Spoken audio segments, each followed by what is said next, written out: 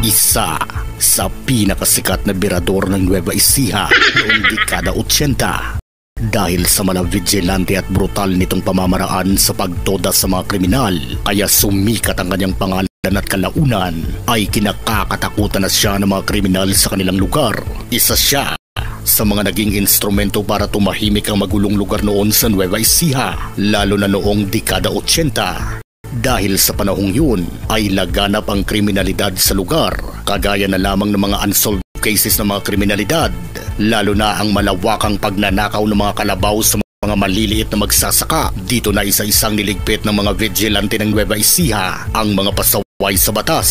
Sino mag-aakalang ang isang nobelista, direktor, producer, comics writer at police patrolman ay may tinatago pa lang isang madilim na lihim bilang isang kilabot na berador ng Nueva Ecija. Siya si Henry S. Cruz o mas kilala sa alias Pogi. Ipinanganak noong April 30. Walang malinaw na detalye ng taon ng kanyang kapanganakan. Galing umano sa pamilyang may kaya sa buhay ang angka ni Henry na tubong Pampanga, kung saan naging vice mayor ang kanyang ama sa isa sa mga bayan nito. Pero lumipat sila sa San Mariano, Santa Rosa, Nueva Ecija kasama ang tatlong niyang mga kapatid.